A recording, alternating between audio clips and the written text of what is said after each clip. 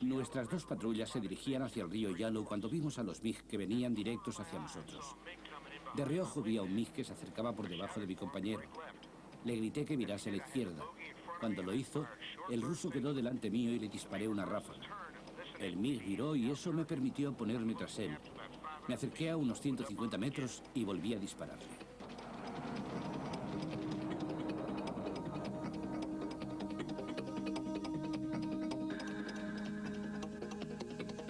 Aviones de combate.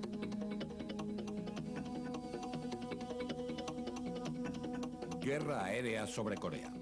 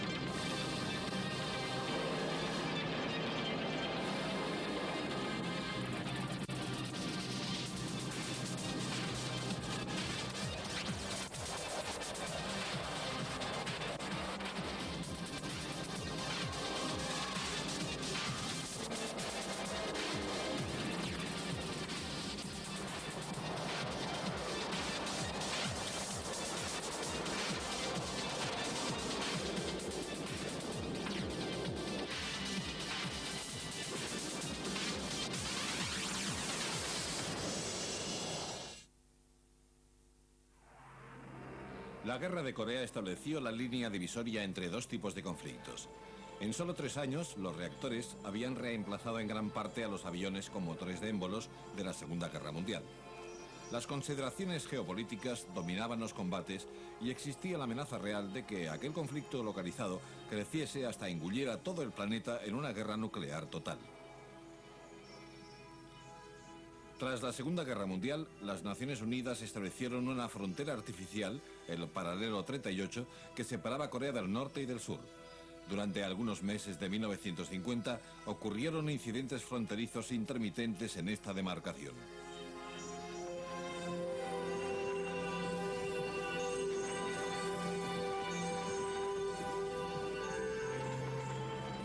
Estos incidentes escalaron hasta convertirse en hostilidades abiertas el 25 de junio de 1950, cuando tras una movilización masiva y secreta, 8 divisiones del ejército de la Corea del Norte comunista cruzaron el paralelo 38 e invadieron la prooccidental, nominalmente democrática República de Corea. El objetivo era reunificar todo el país bajo un único gobierno comunista. La cobertura aérea la proporcionaron 2 regimientos de aviones de combate de fabricación soviética.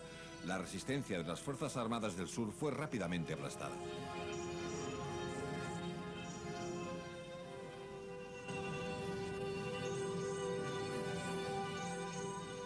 Los norcoreanos no contaron, sin embargo, con la inmediata decisión de las Naciones Unidas de repeler la agresión enviando todos los refuerzos occidentales posibles. Sorprendidos, los Estados Unidos enviaron rápidamente a los grupos de batalla de sus portaaviones hacia el mar de Japón.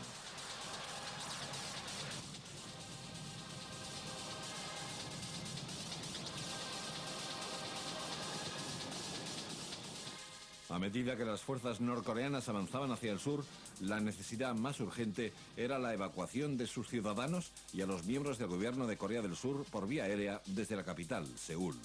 De ello se encargaron los transportes Douglas C-54 y C-47.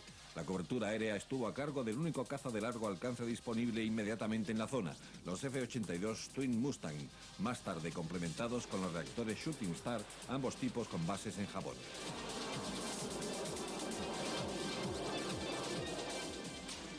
Dos días después de la invasión, se apuntaron la primera presa al derribar 4 Ilyushin norcoreanos y 3 cazas Yak-9 que atacaban el aeropuerto de Seúl.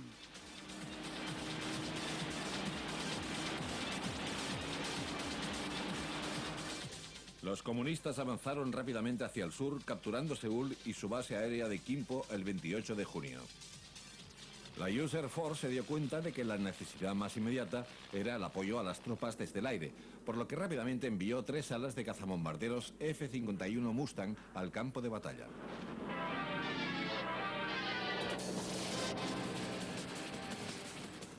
Al mismo tiempo se asignó a los F-80 Shooting Star la defensa contra los cazas Yak norcoreanos. Demasiado rápidos y no lo bastante maniobrables para el combate cercano, los pilotos descubrieron, sin embargo, que los Shooting Star eran excelentes para el ataque a superficie.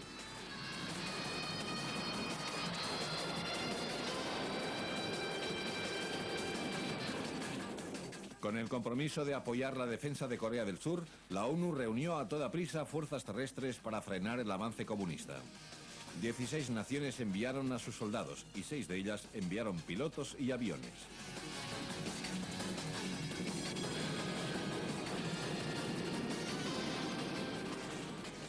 Con mucho, la mayor contribución llegó de la US Air Force, cuyas fuerzas en el teatro aumentaron rápidamente. Los bombarderos ligeros B-26 Invader desde Ashia, en Japón, y los pesados B-29 Super Fortress desde Guam contribuyeron a formar una fuerza de ataque considerable.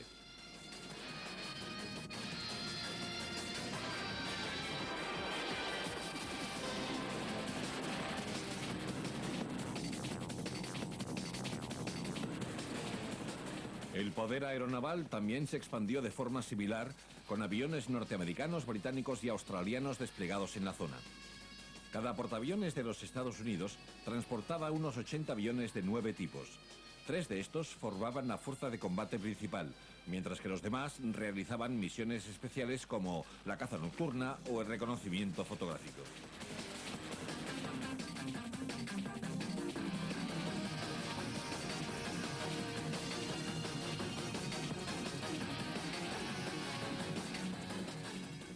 El principal avión de combate de la Navy en Corea fue el Douglas Skyrider. Armado con 4 cañones de 20 milímetros, era un avión de guerra resistente con una sorprendente capacidad de carga bélica. El Skyrider podía transportar casi 4 toneladas de bombas y cohetes.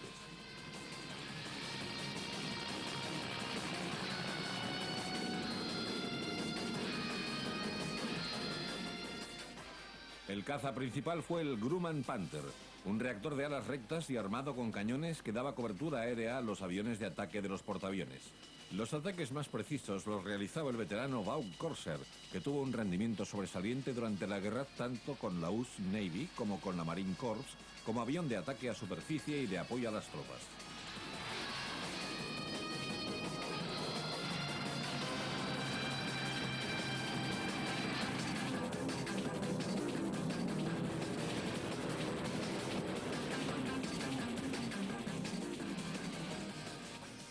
También tuvo una contribución significativa al poder aéreo la Fleet Air Arm, el arma aérea de la flota, cuya fuerza estaba compuesta exclusivamente por aviones con motor de pistón, los cazabombarderos Fairy, Firefly y los Supermarine Seafire y los cazas Sea Fury. El Hawker, sin duda, el mejor caza de hélice que jamás haya existido, pero uno de los más rápidos.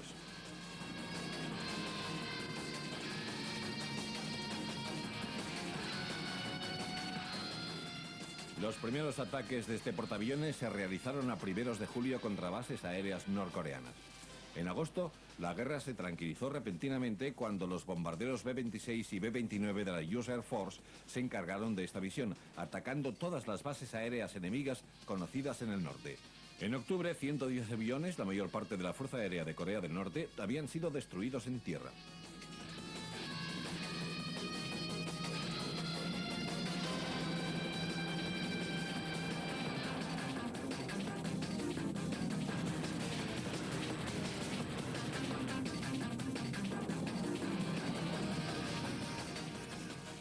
La destrucción de esta amenaza aérea permitió a los B-29 llevar a cabo sin apenas oposición ataques contra objetivos industriales del norte.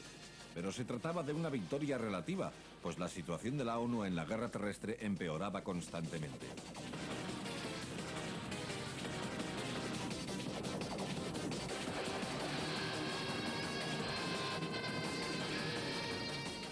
El ejército norcoreano seguía avanzando a grandes pasos y se amplió la campaña de interdicción para atacar rutas clave de suministros hacia el sur, puentes y carreteras, y también para cortar el avance de las columnas acorazadas norcoreanas. Pero a pesar de estos esfuerzos, parecía que las fuerzas terrestres de la ONU, todavía demasiado débiles para ofrecer una resistencia seria, serían obligadas pronto a abandonar la península de Corea.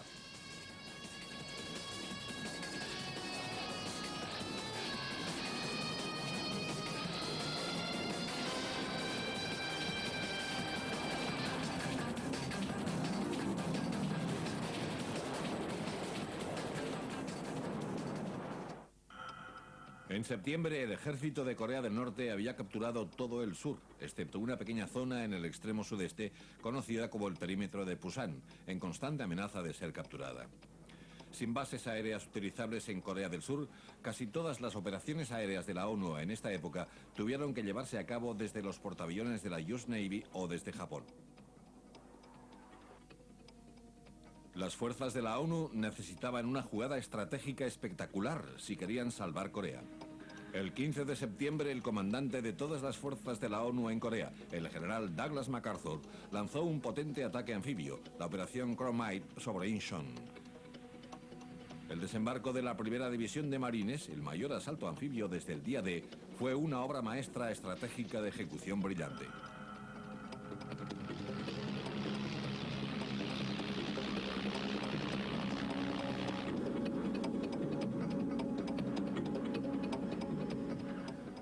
El apoyo aéreo lo proporcionaron los 6 portaaviones, cuyos aparatos atacaron las líneas de suministros, demasiado extendidas ya, del ejército de Corea del Norte.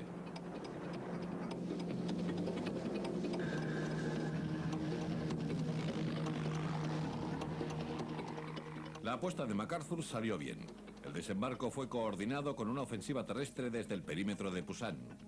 En poco tiempo, el ejército comunista era sistemáticamente destruido. A los 2 días, las tropas de la ONU recuperaron la base aérea de Gimpo. La propia Seúl estuvo en manos de la ONU al día siguiente.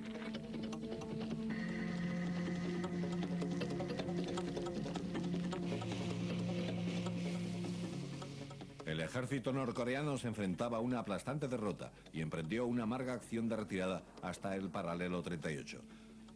A finales de septiembre quedaban pocas fuerzas comunistas organizadas al sur de la frontera.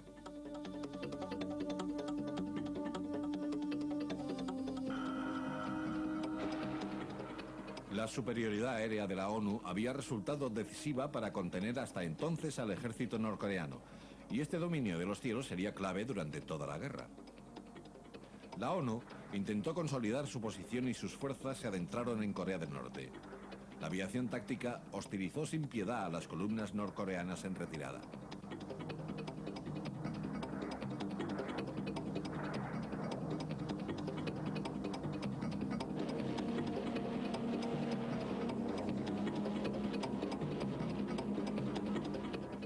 Las fuerzas de la ONU avanzaron hasta el corazón de Corea del Norte, capturando la capital, Pyongyang, el 19 de octubre. Su intención, autorizada por la ONU, era evidentemente asegurar la paz en toda la península de Corea. La aviación de la ONU empezó a operar desde las bases aéreas capturadas a Corea del Norte. Wonsan se convirtió en una base para los Corsair y los cazas nocturnos Tiger Cat del Marine Corps.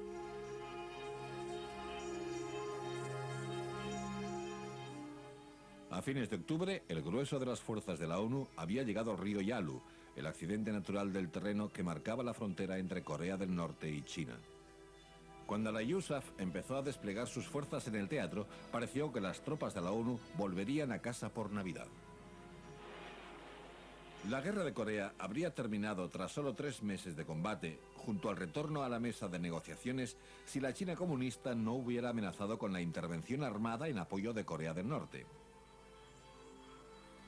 China inició una concentración masiva de fuerzas armadas a lo largo de la frontera.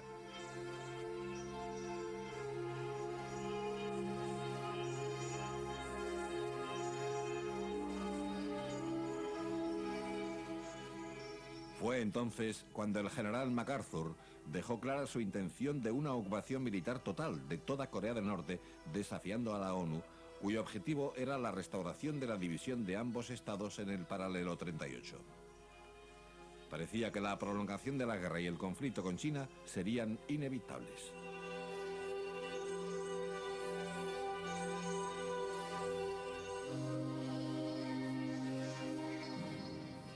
El 3 de noviembre, unas 50 divisiones chinas, equivalentes a entre 300 y 400.000 hombres, cruzaban el río Yalu. El ataque consiguió la sorpresa casi total. La guerra de Corea se intensificó de forma drástica, ya que los chinos atacaron en toda su extensión la línea del frente de la ONU. Todos los aviones disponibles de ataque al suelo acudieron para cubrir la retirada.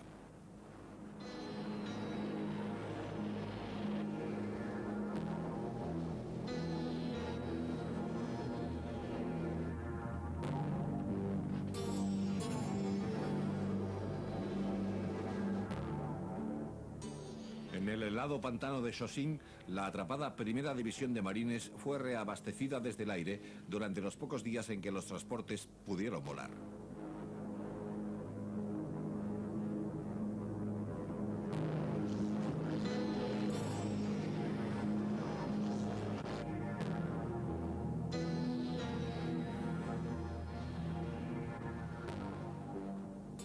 La potente fuerza expedicionaria de portaaviones 77 de la US Navy navegó hacia el norte para lanzar duros ataques contra los chinos que cruzaban el Yalu. Además de los ejércitos chino y norcoreano, los aviones tenían que luchar contra otro enemigo, el invierno.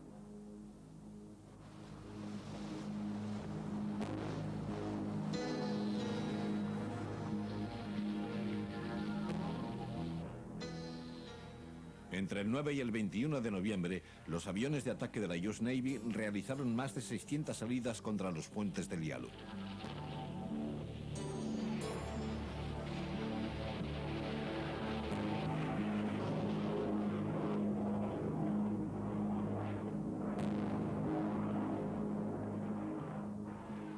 Los Shooting Star de la US Air Force también tuvieron un papel destacado cubriendo la retirada de la ONU.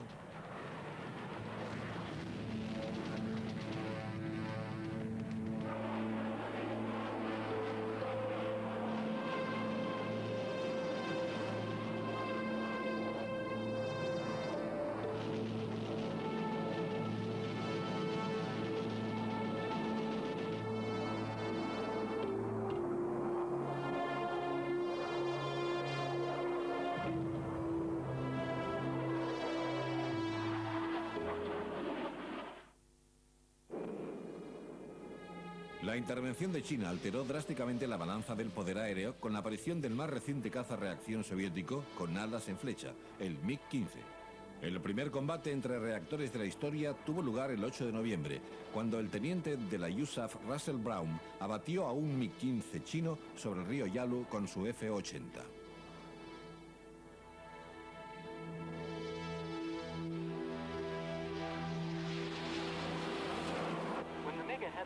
Cuando el MiG que tenía delante viró a la izquierda, le corté el paso y lancé 4 ráfagas cortas con mi calibre 50. Yo volaba casi 1000 kilómetros por hora, pero aún así no podía acercarme a él. Cuando lo tuve a unos 300 metros, supe que era entonces o nunca y le disparé una ráfaga larga.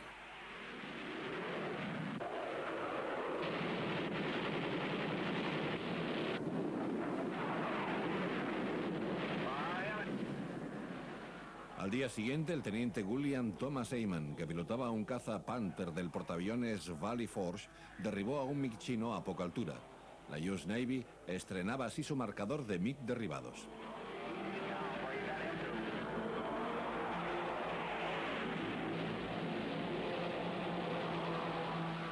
A finales de noviembre, 1/4 millón de soldados chinos combatían en Corea contra una cifra similar de hombres de los ejércitos de las Naciones Unidas.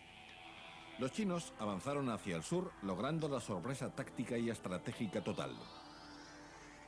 En pocos días, las tropas de la ONU se retiraban nuevamente de la península de Corea y se preparaban a toda prisa planes para su evacuación.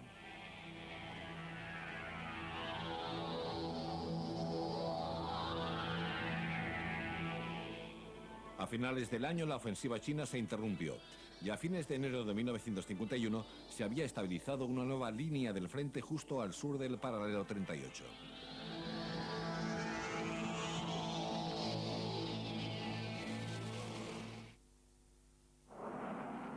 Los MiG eran la mayor amenaza para la superioridad aérea de la ONU.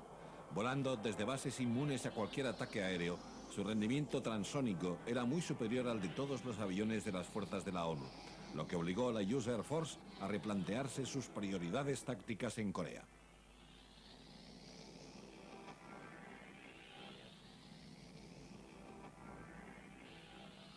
Por el momento, los Shooting Star y los Panther tendrían que encargarse de los MiG, pero era evidente que la ONU pronto perdería su dominio de los cielos sobre Corea. El alto mando de la USAF respondió enviando un ala de Sabre, el único avión aliado capaz de enfrentarse al MiG en condiciones bastante similares. Se erigió la 4ª ala de caza e interceptación, probablemente la mejor unidad de cazas a reacción de la USAF. Muchos de sus pilotos eran veteranos con mucha experiencia en combate en la Segunda Guerra Mundial. Con la llegada del invierno coreano llegaron 3 escuadrones que montaron su primera misión histórica el 17 de diciembre.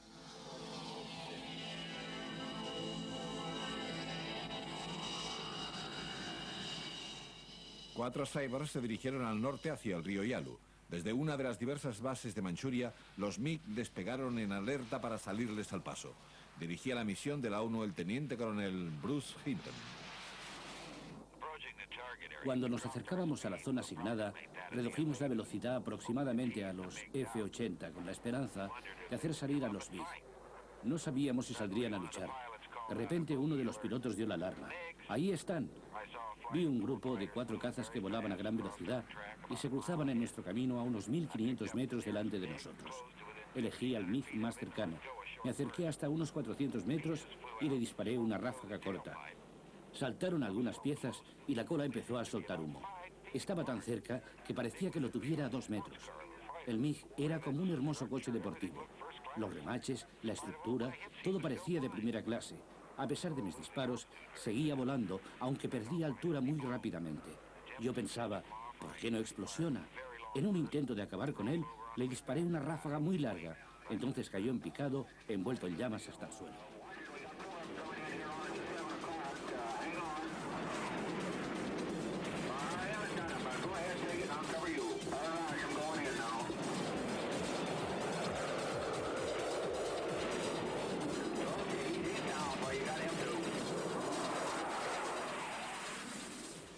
Equipado con 6 ametralladoras de calibre 50, el F-86 estaba relativamente poco armado. En muchos casos posteriores, el robusto caza comunista soportaría enormes daños durante la batalla, pero conseguiría volver a la base. De vuelta a Kimpo, resultó que Hinton había disparado casi todos los 1800 cartuchos de munición durante el combate. El día 22 cayeron otros 6 MiG durante un enfrentamiento. A finales de diciembre de 1950, los pilotos de Sabre habían demostrado que podían dominar a los MiG.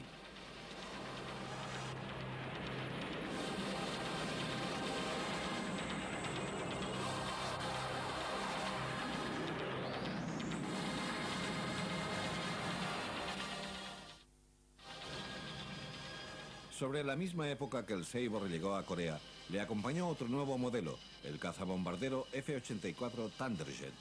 El mando aéreo estratégico envió los F-84 de su 27ª ala de escolta de caza que llegó a Corea en diciembre de 1950. Como en la 4ª ala de caza, equipada con Sabre, más de la mitad de los pilotos de Thunderjet de la 27ª eran veteranos con mucha experiencia en la Segunda Guerra Mundial.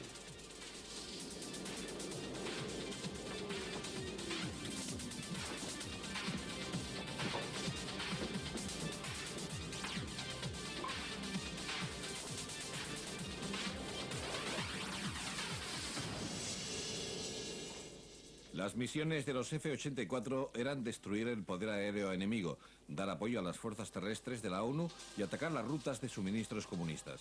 Sustituyendo el F-80 y el F-51, el Thunderjet demostró ser un cazabombardero robusto y excelente.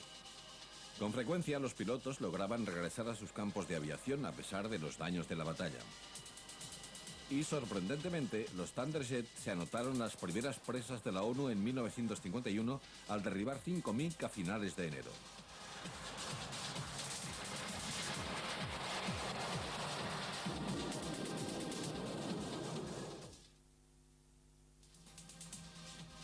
El avance comunista obligó a los Sabre a desplazarse a bases más al sur, lo que dificultaba la cobertura aérea. El trabajo de los portaaviones estadounidenses, británicos y australianos se hacía aún más importante.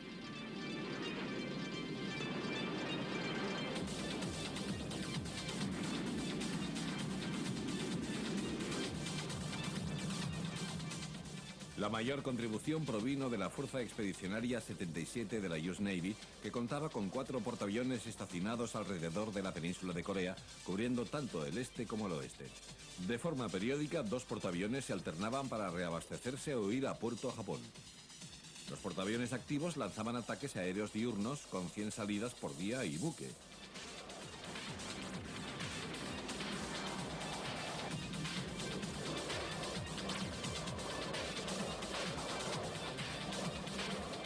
Mientras los comunistas concentraban sus fuerzas para la ofensiva de primavera de 1951, los aviones navales se anotaron dos éxitos notables.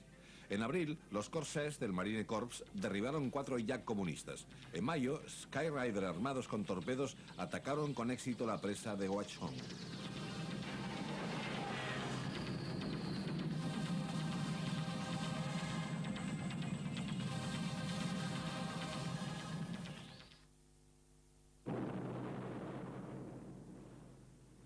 Hasta ese momento, los bombarderos de la ONU habían llevado a cabo su campaña de interdicción sin apenas resistencia.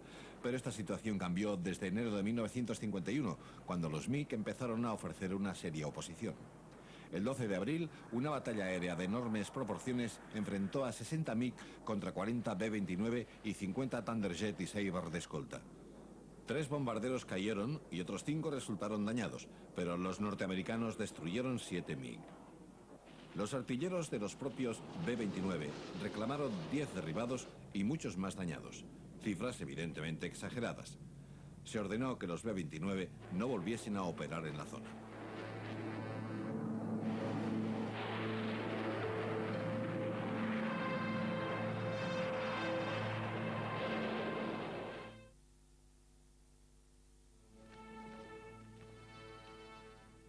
La ofensiva comunista de primavera finalmente no logró invadir Corea del Sur.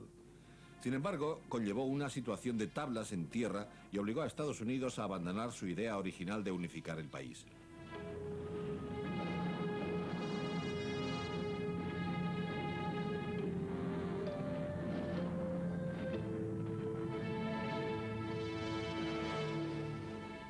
Con la atención puesta en la Guerra Fría con la Unión Soviética, Estados Unidos consideraba la Guerra de Corea como poco más que una distracción. El temor real seguía siendo la escalada hacia una guerra nuclear total con los comunistas. Mientras algunos países intentan reducir sus efectivos militares, otros países... Mientras ambos bandos intentaban exprimir al máximo la propaganda de su situación militar, las conferencias de paz intentaban afianzar una tregua que empezó en Kaesong en julio. El duro MacArthur fue sustituido por el general Matthew Ridgway, algo más conciliador, con la intención declarada de mantener a Estados Unidos en paz con la Unión Soviética y China, repeler la agresión y restaurar la paz.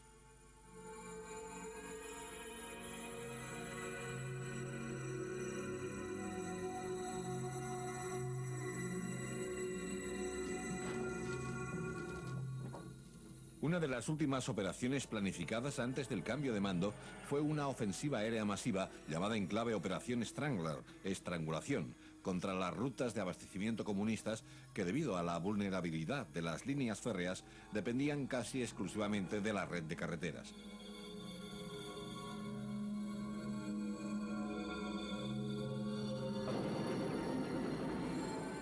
La ONU utilizó todos los aviones de ataque disponibles, desde bombarderos y cazabombarderos de la US Air Force hasta aviones de la US Navy, el arma aérea de la flota y las fuerzas aéreas de Australia y Sudáfrica.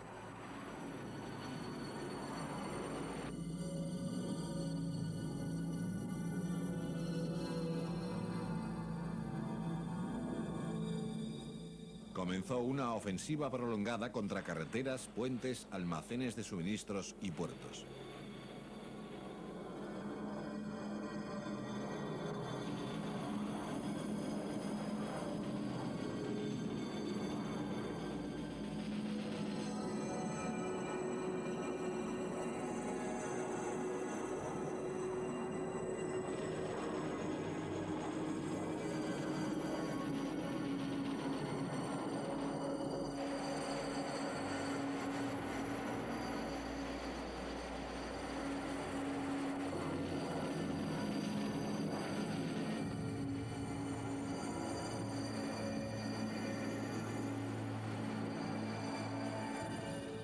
Los helicópteros, un invento reciente, dejaron su huella en Corea como transportes de asalto y de evacuación de heridos.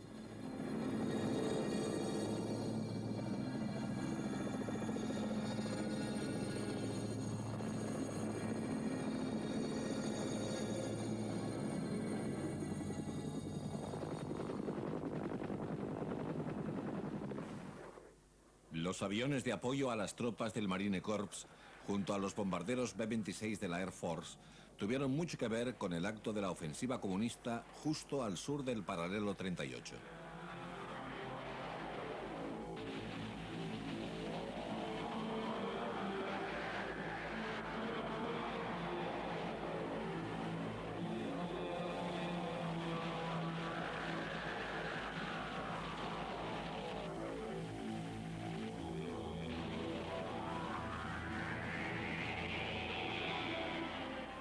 A pesar de los intensos ataques, la operación Estrangulación no logró finalmente su objetivo de paralizar el movimiento de suministros de los comunistas, que pudieron reparar los daños utilizando a grandes números de campesinos obligados. Y el reconocimiento fotográfico de la ONU demostró que este movimiento de tropas y suministros continuó sin apenas disminuir.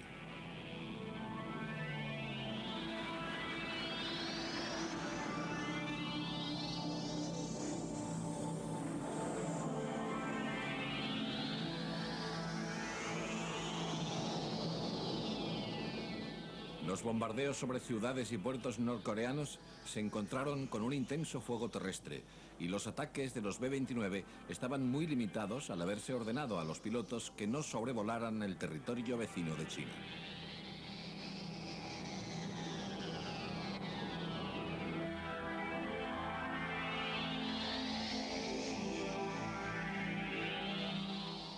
La operación provocó nuevos combates aéreos. En junio de 1951 se estimó que los MiG comunistas superaban numéricamente a los Sabre de la USAF por 450 frente a 90. El modelo F-86A era muy inferior en prestaciones al MiG y los norteamericanos desarrollaron a toda prisa una versión mejorada, el F-86E, que entró en operaciones de combate en septiembre.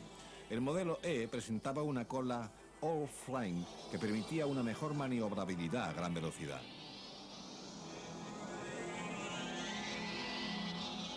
Se activó un segundo regimiento de cazas comunista equipado con el mejorado MiG-15 bis. Se sabía también que asesores soviéticos pilotaron los MiG en misiones de combate en Corea. En el más absoluto secreto, la Unión Soviética en realidad alternaba pilotos de sus unidades de cazas y también algunos de países del Pacto de Varsovia para que obtuvieran experiencia en combate. También se utilizaron con gran eficacia nuevas tácticas para frenar la campaña de interdicción de la ONU. Enormes formaciones de MiG peinaban el cielo de Corea a gran altitud, intentando alcanzar a los cazabombarderos de la ONU de regreso a sus bases.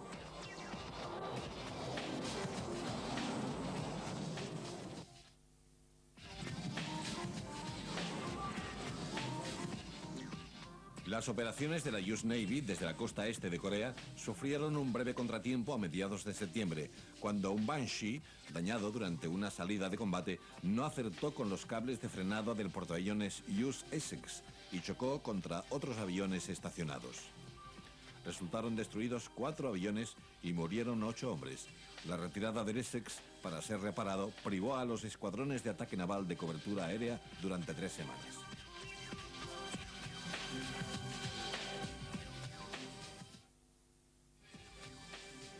Preocupada por la amenaza de los MiG, la US Air Force empezó a descartar los aviones más viejos o a limitarlos estrictamente a operaciones de menor riesgo, desde principios de 1952. Los F-80C fueron sustituidos por una segunda ala de F-84E.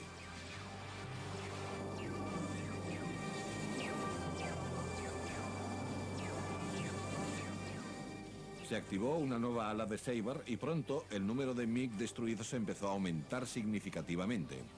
Los propios pilotos de los MiG se volvieron más agresivos y muchos combates tuvieron lugar a gran altitud, lo que favorecía a los MiG. A pesar de ello, la cuenta aumentó.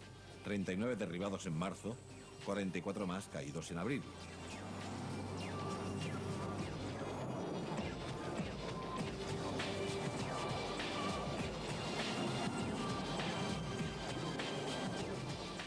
Uno de los derribos más celebrados tuvo lugar en agosto de 1952, cuando el teniente Peter Carmichael se anotó la única victoria aérea del arma aérea de la flota en la Guerra de Corea. Su patrulla de 4 Seafarer fue atacada por 8 MiG que intentaron el cuerpo a cuerpo contra los cazas de hélices más maniobrables. Perdieron. Carmichael derribó a 1 y 2 más fueron dañados por sus compañeros.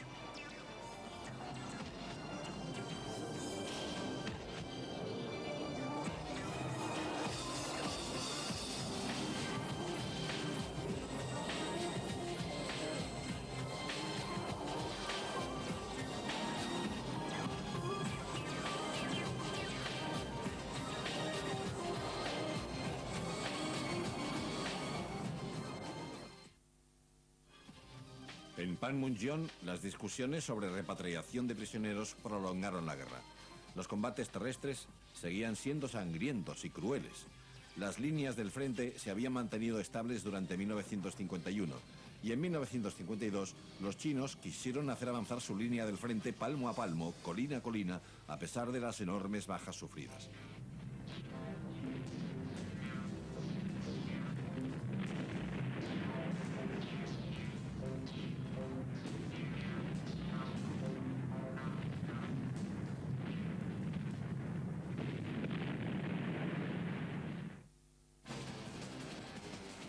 La información de combate procedente de Corea llevó a un modelo aún más avanzado del Sabre, el F-86F, que se unió a la 51 ala a principios de 1953. Por fin el Sabre era superior en casi todos los aspectos al MiG-15 bis. En primavera ya había 4 alas de F-86F en Corea, y durante los últimos 6 meses de la guerra, estos cazas dominaron totalmente los cielos, reclamando el derribo de 308 aviones enemigos. Solo en junio reclamaron 77 MiG, sin ninguna baja entre los Sabre en combate aéreo.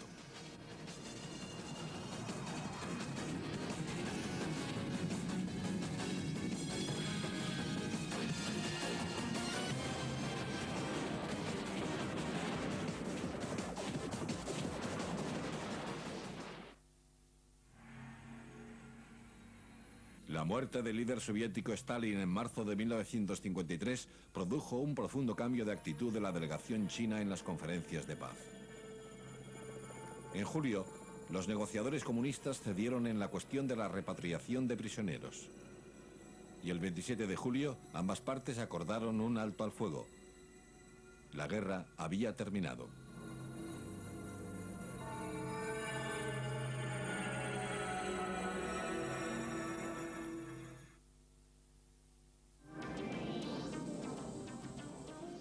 La guerra de Corea dio lecciones importantes para futuros conflictos y moldeó una nueva doctrina de combate post-Segunda Guerra Mundial, tanto en tierra como en el aire.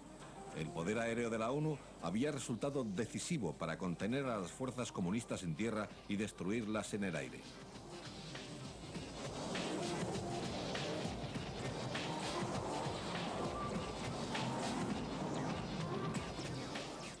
Con casi 400 MiG derribados, los Sabre consiguieron la impresionante proporción de casi 4 derribos por baja. Las cifras declaradas entonces fueron mucho más elevadas. Más de 300 se los anotaron 39 ases, una cifra exagerada pero que demostraba que el entrenamiento de los pilotos y la experiencia operacional puedan otorgar la superioridad en el combate a pesar de un rendimiento ligeramente peor de los aviones.